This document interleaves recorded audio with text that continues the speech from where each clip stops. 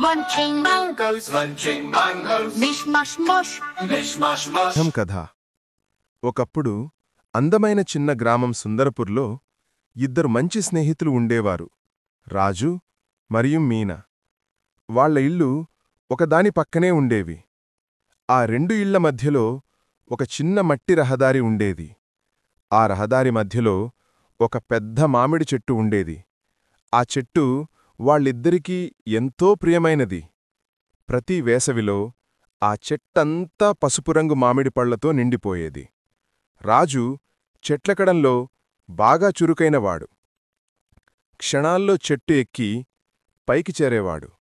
మీన మాత్రం కింద నిలబడి తన పాత బుట్ట పట్టుకుని అరిచేది, రాజూ, పచ్చిపండ్లు కాకుండా పసుపు పండ్లు మాత్రమే తీయి, అమ్మ మందలిస్తుంది అని.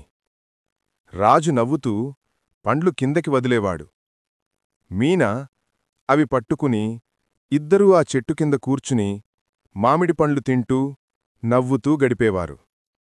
కాని ఒకరోజు ఊరంతా భయపడిపోయేలా భారీ తుఫాను వచ్చింది.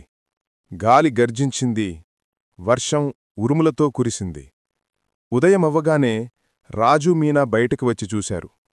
వాళ్ల మామిడి చెట్టు కూలిపోయింది. ఆ చెట్టు కాండం మధ్యలో విరిగి నేలమీద పడిపోయింది. వాళ్లకు చాలా బాధవేసింది. తమ చిన్ననాటి జ్ఞాపకాలన్నీ ఆ చెట్టుతో కలిసి నేల కొరిగినట్లయింది. కొన్ని రోజులకు మీన బయటికి వెళ్లి చూసింది. రాజు చెట్టు దగ్గర నేల తవ్వుతున్నాడు. రాజూ, ఏమి చేస్తున్నావు అని అడిగింది. రాజు చిరునవ్వుతో అన్నాడు, కొత్త మామిడి గింజ నాటుతున్నాను. మనం పెద్దవాళ్లమయ్యే సమయానికి ఇది పెద్ద చెట్టవుతుంది. మళ్లీ మనం దానిపైన ఎక్కి పండ్లు తింటాం. సంవత్సరాల గడిచిపోయాయి. రాజు పట్టణానికి వెళ్ళిపోయాడు. మీన మాత్రం గ్రామంలోనే ఉండిపోయింది. కాని ప్రతి సంవత్సరం జాతరకు రాజు వస్తాడు. అప్పుడు వాళ్ళిద్దరూ ఆ కొత్త మామిడి చెట్టు కింద కూర్చుని మాట్లాడేవారు. అనా ఒక వేసవిలో ఆ కొత్త చెట్టు మొదటిసారి బంగారు పండ్లు ఇచ్చింది. మీన ఒక పండు తీసి రాజుకిచ్చింది. చూడు రాజూ అంది, నువ్వు చెప్పిందే నిజమయ్యింది. రాజు నవ్వి, ఈ చెట్టు మన స్నేహంలాంటిదే మీనా. కొన్నిసార్లు కూలిపోతుంది, కాని మళ్లీ పెరుగుతుంది అన్నాడు.